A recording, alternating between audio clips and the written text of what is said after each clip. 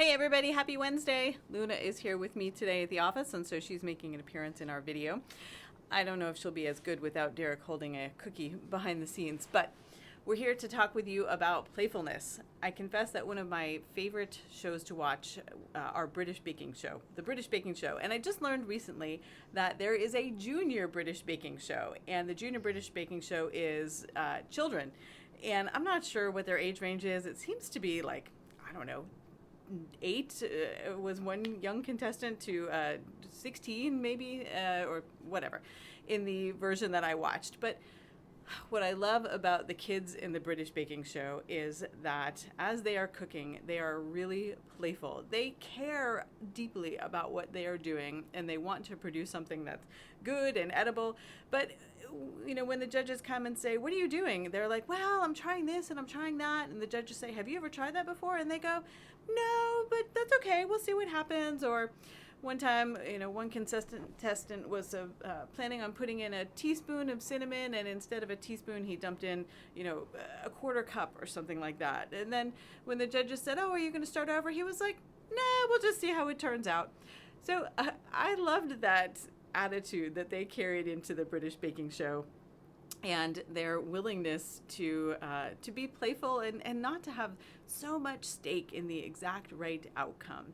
And so I've been thinking about playfulness, and I think Jesus was playful, more playful than we give him credit for. I think so much of what he did, he probably did with a twinkle in his eye.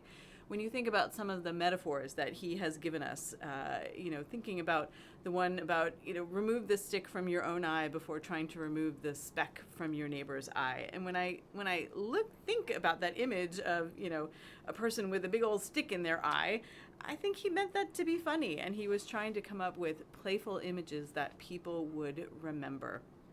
I think too, as he, met with his disciples and especially after his resurrection, some of the ways that he presented to them, popping into rooms or, encouraging them to fish on the other side, and then so many fish came that their boat was practically capsized.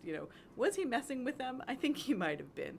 So playfulness, I think, is an attitude that we can seek to develop. Children are playful. I think probably most of us were playful as children, but it's something we lose as we go into mature adulthood. Can we be mature adults and still be playful? I hope so. What does playfulness look like in an institution? I think is an interesting question for us to ponder. And, maybe it looks like experimentation. Maybe it, looks like finding ways to laugh together intentionally. And so I'm thinking about how we explore that together as a church and how playfulness opens up space. If any of you listening are grandparents, think about how joyful it is to play with your grandchildren again. And I think there's something really special about that grandparent-grandchild relationship, simply because as we get older, we are able to move back into a space of receptivity to play. And so then when grandchildren come into our lives, we're ready to be present to them in ways that sometimes their parents can't be, or we could not be as parents to our own children. So those are the things I'm thinking about today in terms of what does it look like to be playful? How do we do that with one another? And I think the joy and delight that we see in the biblical text and in God's love for us, when you read the Psalms, they're filled with God's delight in creation and Leviathan cavorting in the sea. And I think those are all signs of playfulness too. So I believe we serve a playful God, and I'm interested in thinking more for my own self and with us together about how we exhibit that playfulness in the church and the kind of space it will open up for us. So thanks for listening to me today, and keep reading. There's lots more information here, and Allison will be here with you in the Beacon Light next week. Thanks. Bye.